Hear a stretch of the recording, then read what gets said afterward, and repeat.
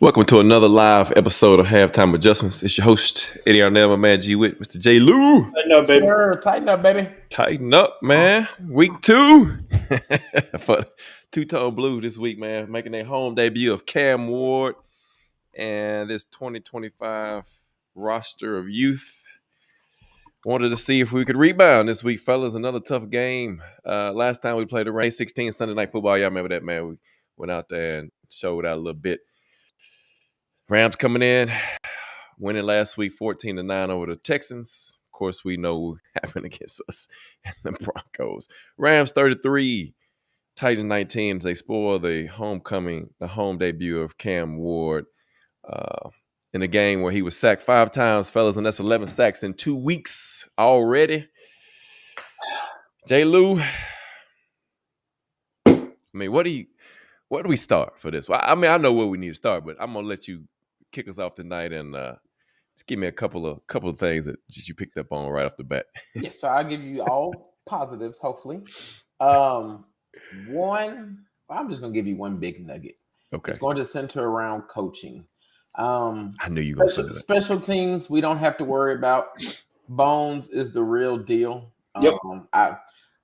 Ticky-tack calls back a punt return, but we talked about it last week. DK they definitely were hiding him in the non-media only parts of practice and training camp because he's the real deal.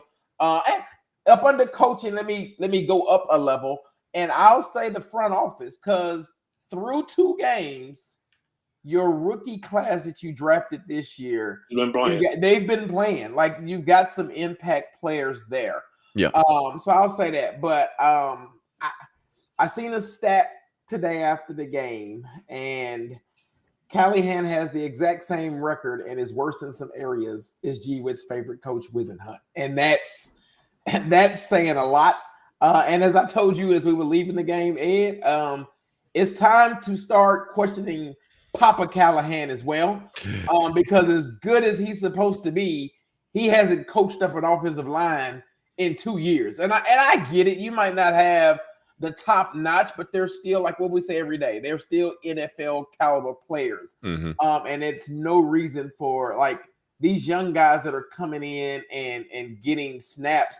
It looks like they're not prepared. I feel like you can go back and count every time, at least through the first 2 games. I'm not going to talk about last year, but at least last week against Denver and this week against the Rams, every time you had a new lineman come in, it was a penalty on them. It was a penalty on them, like clockwork. So it's the seat has to be. It's not warm. It has to be on fire if Amy in the front office knows what they're doing. Because I don't see Callahan. 19 games is more than enough of a sample, and he still doesn't have a feel of the game. Last week we wanted to be aggressive I guess we're only aggressive if we're backed up against our end zone. Because last week you were backed up against the end zone at the end of the half. You tried to be aggressive, gave them 7 points. This week your defense makes a heck of a play to get you a turnover just after you scored a touchdown. And you had 2 timeouts, which means you can use the middle of the field. You can pass, you can do everything. And what did we do? Run the ball to set up 3. Like that, he needs a 2-minute warning coach. He needs an aggressive, non-aggressive coach. He needs to add somebody else on his staff to help him. But coaching is the biggest thing I took away from this game. Because, I mean, the team is what it is. And we know the talent just isn't there. But coaching can put you in some positions to play ball. And today, when they came out of the locker room, 6 points in the second half, if I'm not mistaken. That's ridiculous. Like that's ridiculous. So I'm kicking the door open on me saying I'm out on Callahan. All right, G. I don't know if you got to watch all of it, but what was your take? No, I got to watch all of it. I will say this, it's speaking positively about some things.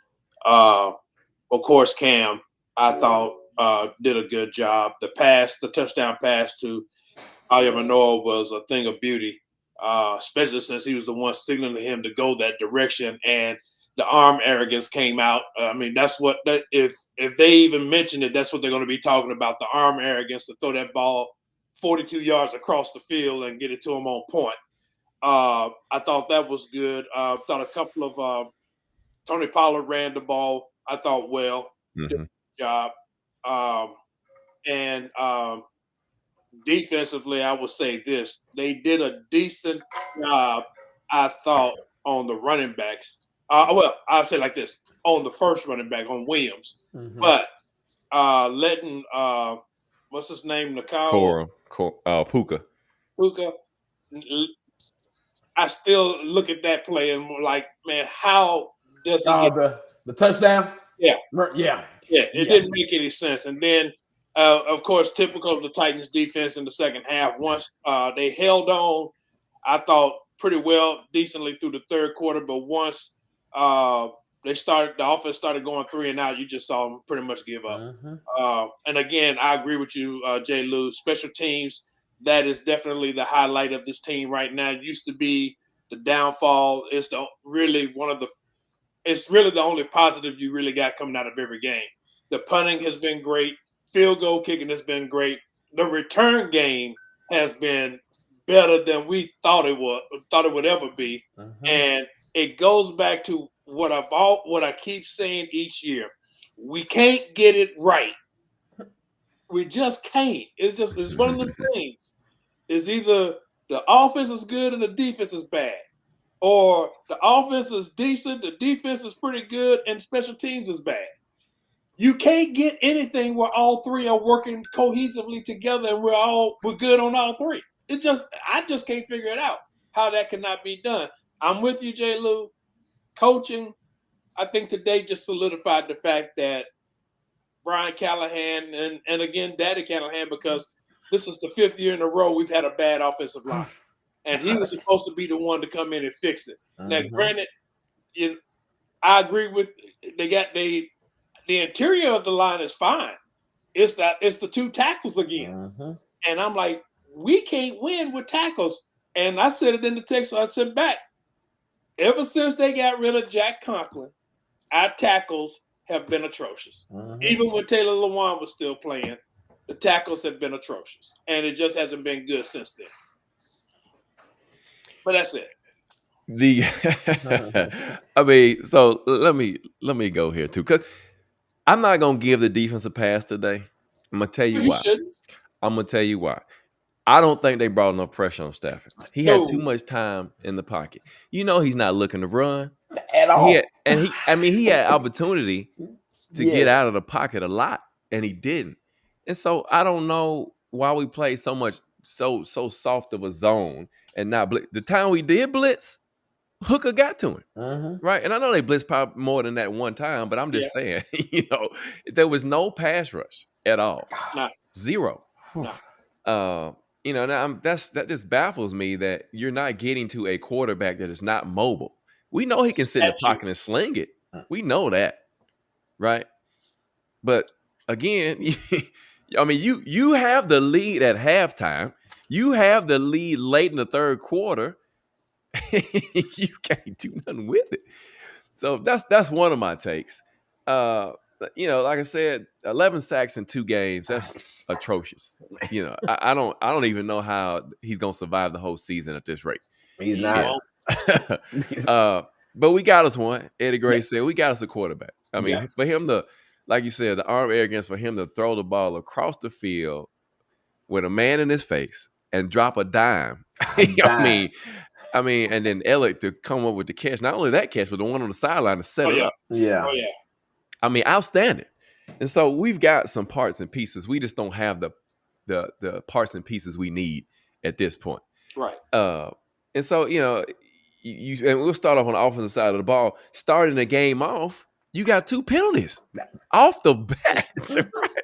You got an eligible downfield, and then you got a false start. The bad thing about it was the announcers on TV right before it started said, last week they had problems with penalties and everything. That's one thing they said they addressed this week. As soon as they say that, 2 penalties back to back. I'm like, really? You went from 2nd and 6 to 2nd and 23. Yes, off the bat. That's the beginning of the game. I'm like, and the worst thing about it, when you went from 2nd and 6 to play that they ran, got the first down. Yep. I mean, we can. That's what I mean. You know, it's just the fits and yeah. Right now, it's not looking good for either Callahan. You know, and it's not. I just can't see it. Yeah, and I thank you, Will. I was just about to say that, man. If we keep the same mantra, run, pass, run, pass. I mean, it was just the same. It's the same thing. It's easy to figure out. It doesn't take a genius, right? It doesn't. But yeah, so just to start the game off. I mean, shooting yourself in the foot, then you're behind the sticks. Now they tee off. But G Wick, go ahead and point out some other things on offense that you noticed during the game. Well, I will say this. It took them a minute, but they finally learned that, you know, especially on the right side of the ball, on the right side of the line, you had to chip whoever was coming on a pass rush, because the bottom line was Ojukwu couldn't handle it at all. He was mismatched. And Dan Moore wasn't much better, to be totally honest. The speed rushes got him every time. I was just like, dang, this joker can't move his feet. He's got heavy feet. And Zeitler goes out with an elbow injury. Yeah. So you know, and that's what I'm saying. You're like, okay, here we go. We can't keep nobody healthy enough to play. It's like last season all over again. You know, we bring in a guy we think is going to play right tackle. He retires on you, and you got a rotating circle going on the right side, and it's the same thing happening again this year. I'm gonna be honest with you.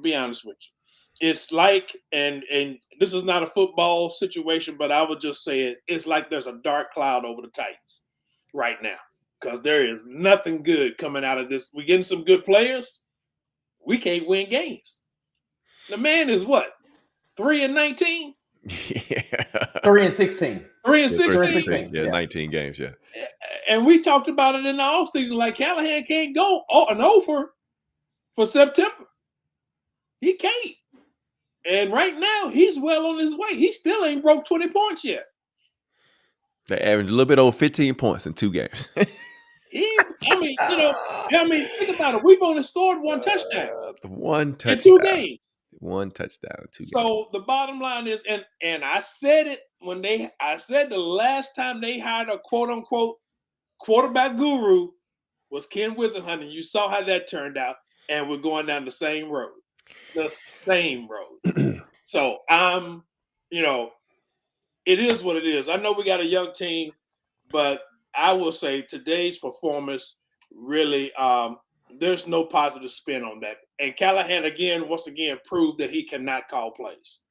He just cannot as an offensive coordinator. He should turn that duty over to somebody else, because it doesn't. I mean, you got a pass rush that's beating up your offensive line, and you never go to a hurry up offense to try to slow the pass rush down and keep it going. But it was too late. Yeah, by the time he did it, you down by 17 points. Now, I will say this though: they did get back to the line of scrimmage a couple times, and they did run a little tempo. But why didn't they keep doing it? That was the problem. That's what I'm saying. The pass rush, you got to help. Now, I will say this: you got to know your offensive line is weak. You got to do things to help him out, and you keep keeping now. Granted, the players were shooting themselves in the foot, because every time you turn around, it was either 3rd and 8, 3rd and 7, or 3rd and 15. You were always in a long down and distance. That's because they kept running the ball on 1st and 2nd. I know. That's what I'm saying. But even then, even if they tried to pass the ball on 2nd down, still there was nobody getting open. And I'm like, what the heck is happening? Well, the play that they were getting open on when he hit Calvin Ridley on was a play action. Why he done more than that? Well, see, that goes back to what I've been saying over the past few years. Why don't you run more play action to help your line out? It just boggles my mind. Like I said, I'm not a coach, and I don't know much about football, but some of this stuff you got to help me make it make sense to me what they're doing. Jay Luke, go ahead. So I mean, a few things about the offense. I thought running the ball, like as we pointed out, Tony Pollard probably had one of his better games he's had as a Titans. He was making a miss at the line. His vision was getting a lot better as the game progressed. Mm-hmm. Alec Ayermanner has easily started to take over that number one wide receiver slot. Easy. Because Calvin Ridley, he's just I don't know what's going on with Calvin. Check his FanDuel account. But who knows what's going on there? But you like to see the rookie again. This is 2 weeks in a row that I don't know what Gunnar Helm has done to Callahan, but you're not featuring him enough.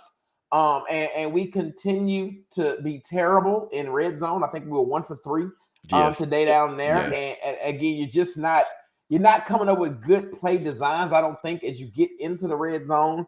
Offensive line, you're right. And now, part of the offensive line and part of the problem, and I pointed this out to my guys that sit in front of me at the stadium, just go back and pay attention to when Matthew Stafford was at the line and when Cam Ward was getting to the line. Mm-hmm. Cam Ward's getting to the line with 10 seconds left on the play clock. That makes sense. Matthew Stafford's there with 20 seconds, which means he still has 5 seconds of the Sean McVay in his head, and then you can point out stuff. Yeah, we don't have. I mean, a couple of the times I understand how the linemen are getting beat because it's easy for the defense to time your snap count when I know the play clock's at 1. You've got to snap it. Right. So and you heard Callahan last week say it's taking him too long to get the plays in. Simplify your play calling. I like, and I saw Ken pointed out in the thing. We continue to have too much motion. I mean, as you talked about the run plays on first down, you know every time when a running play is coming, because Eddie, I paid attention to today. Every time Chig was in motion, the run was going that way. Very rarely did he fake it and play action off of that. And then just the wholesale changes of personnel. That, like, you can get a personnel group on there and run some hurry up, run some tempo.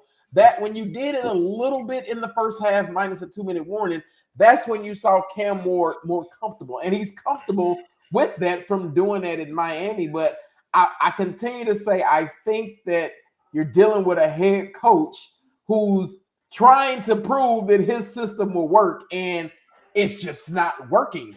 And if you look at where he's been a few times, even if you look at Joe Burrow, his system, I feel like, causes the quarterback to hold the ball too long a few times. Now, Cam did that a few times, and he's a rookie. He'll get better with that. He'll get better with the ball, the protection. That wasn't even a strip sack. Really, I think it's just how he was kind of holding the ball. But if you go back and look at some of those routes, you're continuing to run. There was one play in particular. It might have been that sack, if not one before it, where every route was ran on the same side of the field. Nobody was on the other side of the field. Right. On the touchdown pass. Yep. They all in the corner. Yes. Yep. I'm sitting there yelling like, somebody go back to the other side. Yes. So that's what Cam told Ayamano to do. He said, run around. Go. But our offense today, it's putrid, man. I mean, 1 touchdown in 2 games. Yep. You're, as of all the teams that have played 2 games so far, you probably, unless it's a couple of shutouts over the weekend, the rest of the weekend, you will be the lowest scoring team in the NFL, and that doesn't seem right with some of the weapons you got. We're continuing to play action was working. We're afraid to run play action. We still don't have a feel of when to be aggressive, when not to be aggressive, when to run the ball, when not to run the ball. Please take every wide receiver screen and burn it out of the playbook.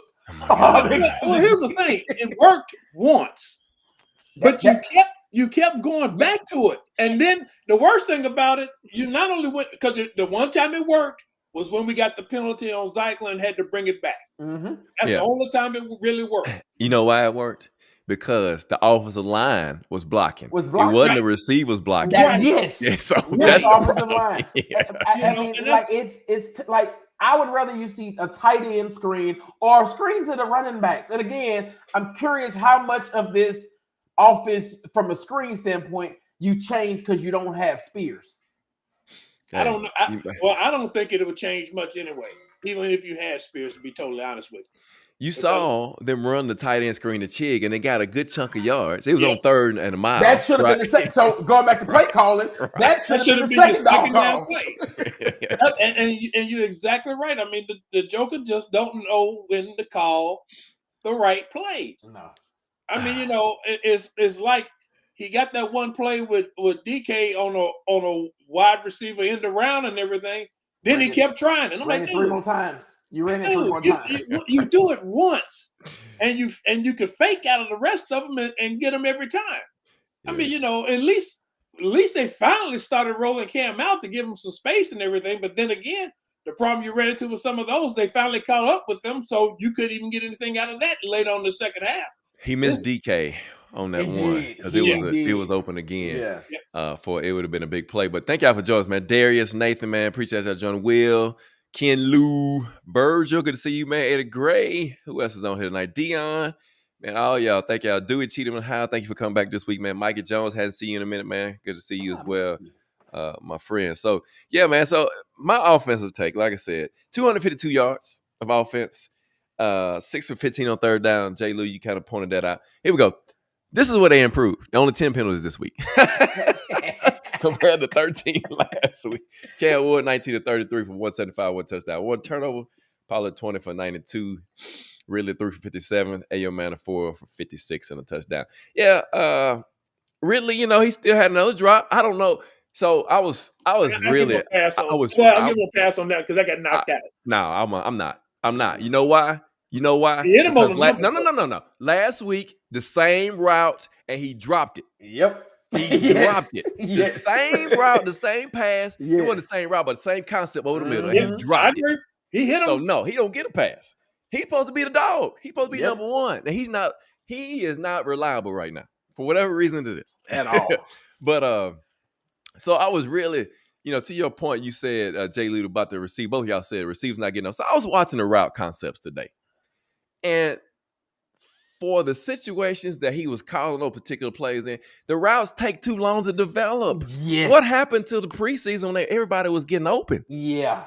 People were getting open, crossing routes, all kind of stuff. Now it's like, I get it. I know Cam is young. I understand it. But he has the control and an understanding of what's going on. You can see it. But he's holding the ball, looking for somebody to get open. And I'm telling you, man, I paid attention the other day because I was like, we've got to figure something out. It's the route concepts that he's putting together. After I text y'all about that one route when he got sacked last week and took him out of field goal range, when he was running those go routes against cover 4 with 2 post corners going, 2 posts in the middle. I mean, he's running right to the defense. Well, to your point on that, my bad, I mean, cut y'all. No, but to your point today, if you go back and look at the defense, they played a lot of too high shell. The middle of the field was wide open, and you never had routes to attack that. Never. That's a tight end's dream when the middle of the field's open, and they not strong at linebacker anyway. But your routes that you were running, you're just sending everybody deep. And again, I feel like you're coaching. I don't know if he understands exactly how good Cam is because something you just said.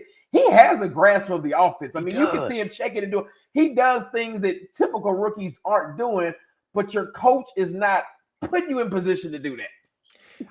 He's talking about Brownlee. Yeah, Brownlee actually played pretty good today. I don't think they threw his way that much. They did. You saw Roger. He had Puka a lot today. Yeah, Roger struggled. Yeah, Roger struggled, but I will say I just didn't like the defensive scheme that Wilson had today. We'll get that in a second. But yeah, so the route concepts, you talk about the offensive line, but like you said, this is how you know Cam has the concept down. Because when they are in the hurry up, he's calling his own plays. When he's getting everybody back to the line of scrimmage, he's like, hey, here's the play. Here's what we're doing. Yep. And he's calling it. And so, I don't see Callahan making it past week 4 if he don't turn this around. I really don't. I really don't. Because I'll be honest with you, we're already like 3 points underdog next week. So against the Colts, I mean the Colts won again today. So against Denver. So I'm like, I don't see. And then who we got after that? The Texans. Oh, yeah. Next 2 games, division games. It might be an offer. It's just I just don't understand, man. So I know the Rams are a great team. They're a good team. They've got a lot of talent, but we played well. I thought we played well for 3 quarters. Yeah, I was gonna say 2.5, about 2.5, almost in that third quarter. Played pretty good. I thought they played well today. Yeah, considering we was playing soft zone, And we'll go ahead and roll into the defense. And then, we had a coach right before the half. You get a turnover after you scored, right? You scored and had 2 timeouts. And you had 2 timeouts. But you run the ball. I'm gonna tell you what it was, though, man. When they interviewed him at halftime, right before halftime, when they were going to the locker room, and he said wanted to make sure we came out with points and everything. I'm like, you thinking about last week when everybody tortured you about going in with a lead at halftime. I said that's what you're thinking about. You got now, 2 timeouts. And if anything, if he had told me, if he had said, well, with the way our offensive line was playing at the time, and we wanted to make sure we got points, it felt more confident with us running the ball as opposed to us throwing the ball because the offensive line wasn't holding up. I could have probably accepted that. And that's maybe what he was thinking, but he actually just said, we just want to get points. And we want to go into halftime with a lead. So they went in the lead 13-10. Could have went in 17-10 if you just try. And J.J. Watt was all over it. He's like, you had plenty of time to go and try to be aggressive. At least go for the end zone twice. At least. And you got a kicker that's kicking well right now. Right. You got nothing to lose. Right. And the bottom line is you don't realize you're coaching for your job. Oh, he should realize it now. you would think, because you get ready to go 0-4 in September. You get ready to go 0-4 in September. And already you lost the last 4 games last year, remember? Yeah. So it's the same thing. They were talking about on the broadcast, like the Titans just need a win. I'm like, yeah. I'm like, yeah, when you only win 3 and then you goose egg the last games of the season and then you goose egg the first 4 of the next season, your defense, the defense played good for as much as they could. And I would say this offensively, once the defense stopped the Rams in the red zone, they made them only have 3 points, and they kept the lead like 10, only had 10 points at the time. I was like, okay. And they came out and they drove the ball to the field and started getting points. I'm like, okay, now you're rolling. But once again, it's like he that shall not be named. You come out after halftime and you can't bust a grape because you thinking everything's fine and not adjusting to what they're going to bring you, and you can't adjust on the fly. So, J. Lou, talk about that defense, man, because, it was. Man, so I think the 2020, was it the 2020 or 2019 that had only like 19 sacks, and it was like, where's the pass rush? Yes. This one might be worse. This one is worse. Like, yeah. I was like you. I was frustrated because it's 2 sacks in 2 weeks, right? Yes, you're on pace to have 17 sacks. But you have a quarterback who, again, back issues, older guy, and yes, he's a vet, but you can heat him up, get around his feet, get something on him. There was no pressure. There was several times where, and I get you're trying to spell guys because it was hot out there, but there were several times you started the drive with Big Jeff and Sebastian Joseph Day, and I think Arden Key on the sideline, and it took the Rams 3 plays to get to the red zone, from the 30 to the red zone like 2 times. The scheme today just wasn't. Snead. He gave up a touchdown. I thought Snead played well. I thought he played well. You're going to get beat as a cornerback. You're going against. Devontae Adams is still Devontae Adams, but I thought he had sticky coverage outside of. He got burnt for the touchdown. That's just and he was beat off the line. Yeah. Well, he wasn't even on him. He ended up. You can't give Devontae Adams a free release. Yeah, no. And then I thought that Roger did okay. Puka's Puka, and you saw the difference between, again, 2 different coaches and 2 different styles. They scheme up ways to get Puka with mismatches. The first couple of catches Puka had was against the linebackers. Yep. So they were scheming him up in the slot. Brownlee, they didn't go to him because they were going away from it. I don't think they were going away from him intentionally. I think it was just because how they were designing in their matchups. But Overall, man, this D line, it's going to be a long season when you can't pressure and Jeff does what I think he had 2 or 3 hurries today, but he can only do so much when he's the only one on the line. So yeah, it's we knew going into it that we were going to struggle with DN play, but you thought that I think today is one of those where you showed too much respect to the receivers, and I get it. But we heard all this talk that as long as you got Snead, who's your top dog, it can allow you to do some things with blitzes and all, and you didn't do that. So I'm curious to see what you scheme up next week, because let's be honest, next week you got a quarterback that can run. Yep. So we might see blitzes or see something different. But Dewey Cheatham and how Arden Key, he's on a milk carton. Where was he at? Where is he at? Because Draymond Jones, where was he at? Everybody wants to talk about Femi, but Femi is a rookie who was a project. He plays well against the run. He's doing his part. But the 2 veterans that you signed, they're on milk cartons right now. You're looking for them. Yeah, I actually thought Femi played well today. Mm-hmm. Because he set the edge so well today. He did get close, Dewey. You're right. He did. I can't even now, like you said, DB's gonna get beat if we know that. But I can't even blame Snead on his torture because there was no pressure. There was no pressure. There's no pressure. So I'm like, anybody can get open if they got time to throw the ball. Yeah. I mean, it's just a matter of time. Well, he had plenty of time to throw the ball. That's for sure. Oh yeah, 439 yards of offense for these guys. And that's the other thing about it. It's the same thing like we said last year. I really struggle understanding how Denard puts together these schemes, or better yet, how is it that he does not adjust his schemes? Because the Rams adjusted to what he was doing when they came out at halftime. And that was the whole game. Well, I mean, but you think about it like this. Before then, the defense actually started playing good, like from the second quarter, the whole second quarter. So I'm like, okay, you finally got something going.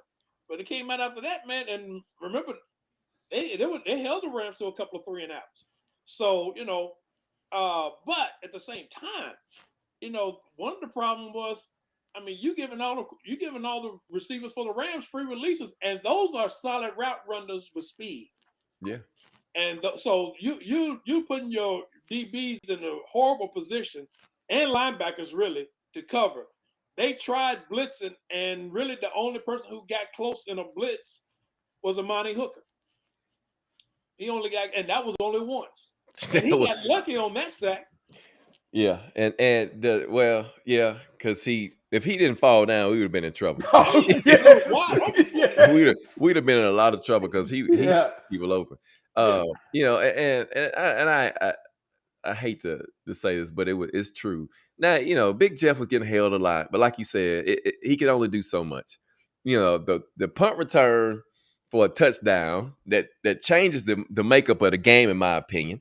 Yep, it's a blindside block. Now, again, I know nothing about the NFL rules, but I do know some rules on some other levels. Blindside means they don't see it coming. He hit the guy in his face. Looked right at him.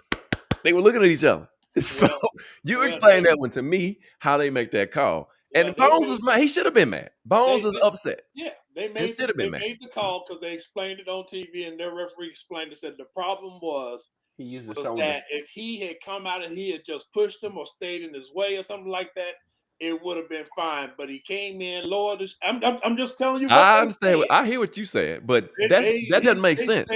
Blindside. His shoulder, and he was facing back towards his sideline and everything. Yep. That's why they called it. And even though he was looking right at it. It doesn't matter. I know, that's what I'm saying. Even though he was looking right at him, it doesn't matter. Yeah, that doesn't make sense. That's not blindside. They should have called. They should have called it unnecessary roughness or something. Because that's not blindside. But it's the Warren Sapp rule, so that's what it is. It is what it is.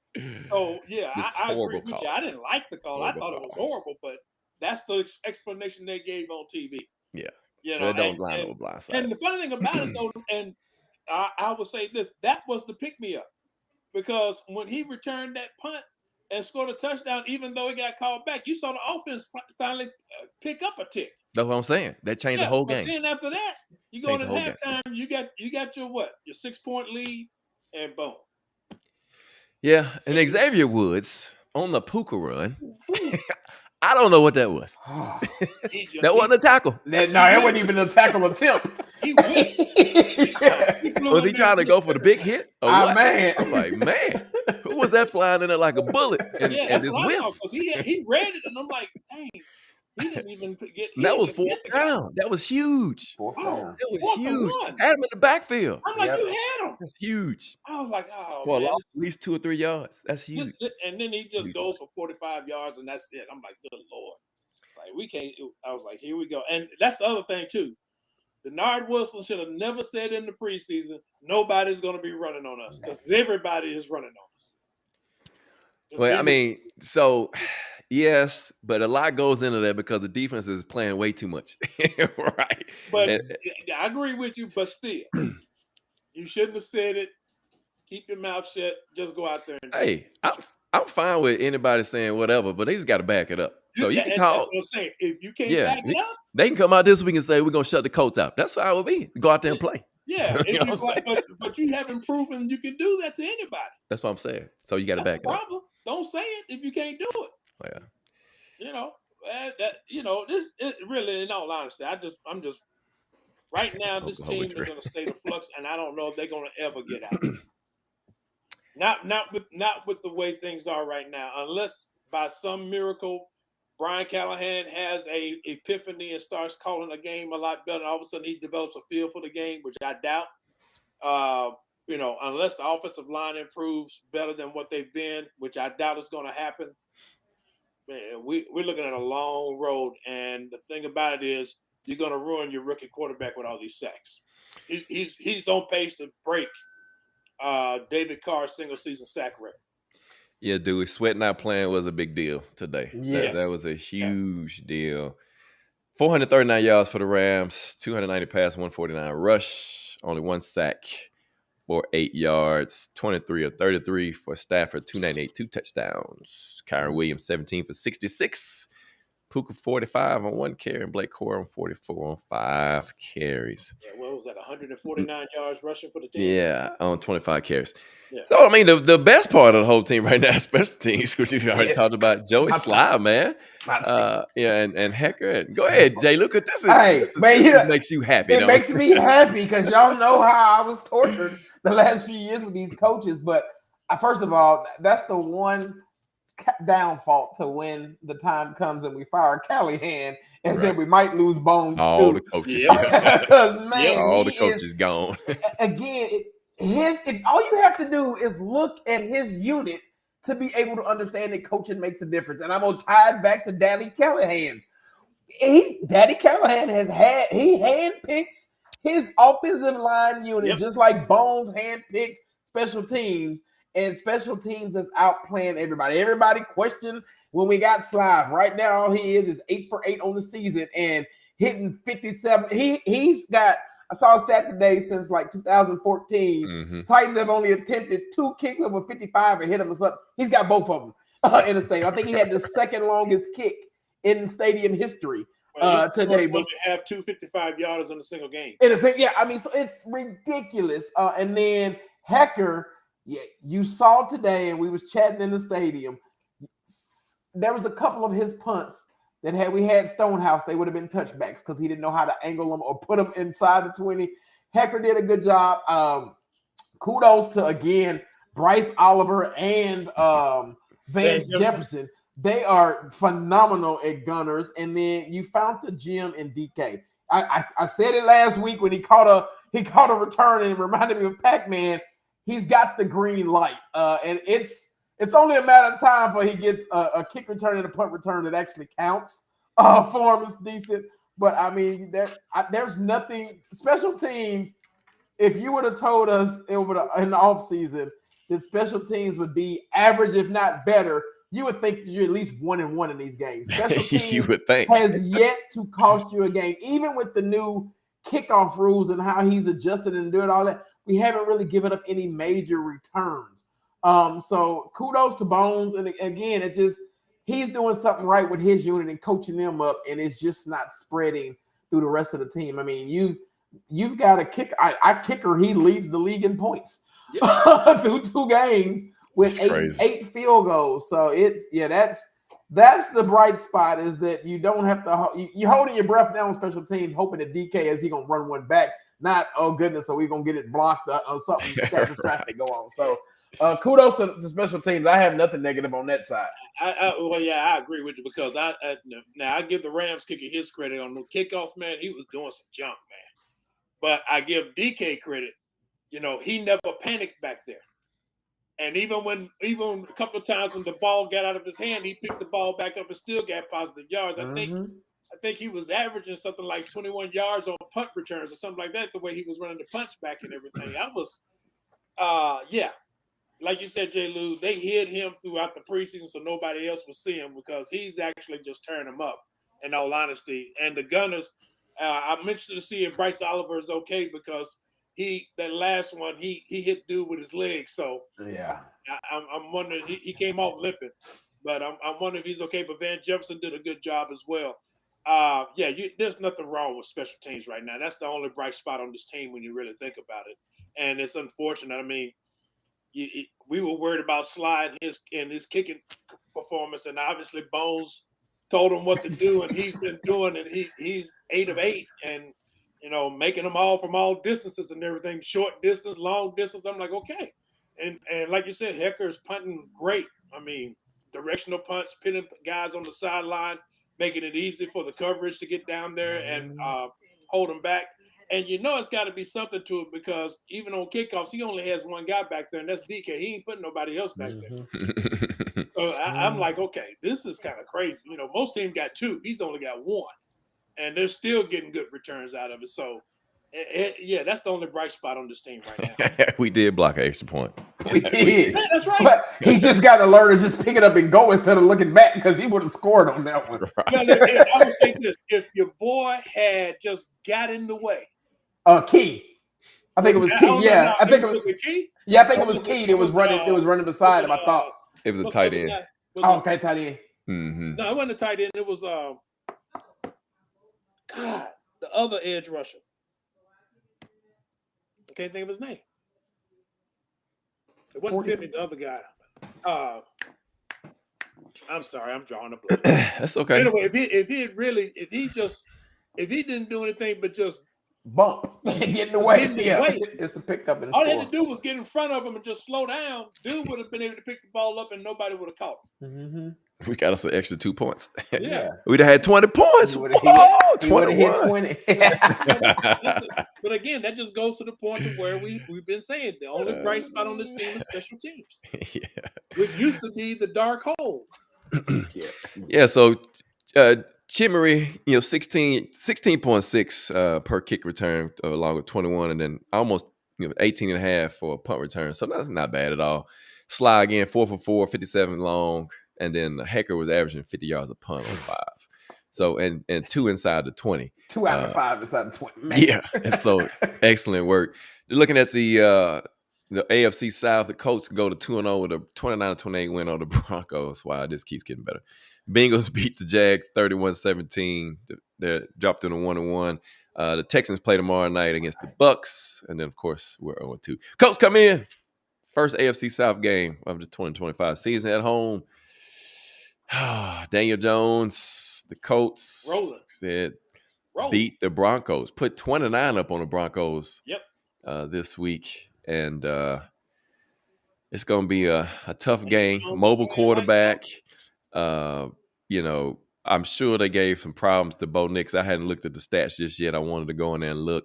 Oh, man, Jonathan Taylor had a Bill 65. Yeah. Jonathan Taylor went off. So, it's going to be a long day. It's going to be a long day for the Titans, G-Wit. So talk to me about the game plan, man, for the Colts this week. And he laughs. It's the same one every week, man. One, stopping the run. I mean, it really, when you stop and think about it, with Daniel Jones, his best season when he was with the Giants was when Saquon finally came back fully healthy, and he took the pressure off of him. You're going to have to stop the run. You got to stop Jonathan Taylor and the other running backs, and you got to get pressure on Daniel Jones, which is something that we haven't been able to do. And with the way Denard Wilson is calling this plays and playing these soft coverages and everything, the Colts receivers are going to have a field day, unfortunately. Offensively, I don't know. I mean, let's just be real about it. You don't know what you're going to get because right now, you hate to be negative about it, but Callahan just can't get anything going because he has no feel for the game whatsoever. They said the broadcast compared us to Appalachian State. Oh, wow. That's I sad. don't remember hearing that. Two-Tone Blue Man Studios. Thank you for joining. He said Colts are frauds. They'll probably beat us. No, you're probably right. More than likely. Taylor's going to run all over us like he did last year. And Dewey Chewed him in house says they should have lost that game. Denver had a 15-yard penalty on the missed field. They did. Yeah. The kick at the end, they called a very questionable leverage call because the kick was a 60-yard field goal that he missed. They threw the flag and it ended up making it a 45-yard and he hit that one. But it was a very questionable leverage call that they had on Denver. Otherwise, they would have been 1-1 because I was excited. I was like, oh yes, anytime the Colts lose, I'm excited. But next week, I mean, you got a two-headed monster. I mean, Daniel Jones is no slouch. I mean, he threw for 320 today almost. If I'm almost, yeah, so, 316 against a vaunted Denver defense. Yeah. Offensive line was playing like Colts offensive line looked well. That's a tough challenge, but it's always a wild card because it's a divisional game. Yep. So the divisional games, I think we know, no matter what in the league, are usually kind of iffy. You want to get a bad taste out of your mouth. You definitely need Sweat this week. It's going to be tough for us to run the ball. You got DeBoer's. They still got still clogging up the line. So it's Grover Stewart. It's gonna be tough for us to get the running game going. You hope again. I think you take advantage of your quarterback strength, and your quarterback strength is tempo. Your quarterback strength is tempo, and the run game out of the shotgun has actually been working for us. Stay in that and let him see the field that way, and you've got to go quick.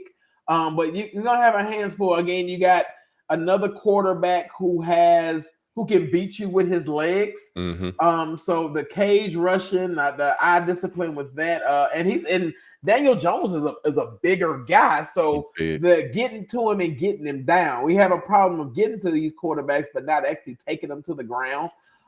So I think that's another big key. And then I'm going to say special teams. If you think about the last two times the Colts beat us, now the last game, Jonathan Taylor finally broke out. The game before that is when special teams, I think they had like 2 blocks again, and Stonehouse had a PTSD of the year before. So what can we do from a special team standpoint to kind of take advantage and let special teams give your offense an extra first down with field position. So, and DK's been doing that. So let's see if we can continue to do that and get some luck. But I think we can get the Colts. Call me crazy. I think we actually can go 1-2. Call you crazy, man. Call me crazy. I actually think that we can go 1-2 next week because I'm not sold on them yet. I'm not sold on that coaching staff yet. And again, when you talk about divisional games, is just something there. And I think we can sneak up on them and get them next week out in the stadium. Yeah, Daniel Jones, 23 of 34 today, 316. Jonathan Taylor, 25 for 165. Yeah, special teams is going to have to flip the field. Yeah. And hopefully make the Colts drive the entire length of the field. That's hard to do. Teams can make mistakes, but the tackling's going to have to be excellent. Yes. And I agree, Sweat needs to play to make a difference in that game. And I'm with you, as you pointed out earlier. To me, Big Jeff needs to be in there on more than just third down. I mean, I get it. You get tired, but man, you've got to be in there on those critical, to create those second and third and longs, Yes. to make a difference on first down, not let it be 2nd and 2 or 2nd and 3. Too many of those opportunities for an offense to take advantage of. I mean, those success rates are very high for an offense. Yeah. You got the Colts have Tyler Warren. He was one of the best tight ends coming out of college last year. Alec Pierce, Josh Downs, Michael Pittman Jr., of course. And so they spread the ball around a lot today. to a lot of different receivers. It's going to be tough. Again, DeForest Buckner's always a problem when we play the Colts. He's always in the backfield. Yeah, always in the backfield. Grover Stewart, same thing. There's a lot of speed. Kenny Moore, probably one of the best nickel corners in the league. And so it's going to be a tough game. But like you said, division game, they're always, very contested. And we'll see. We'll see what happens. Hopefully, Callahan can pull something out of the hat. Who knows? But he don't look like he got too many more cards to play at this point. But we'll see. We'll see what happens, man.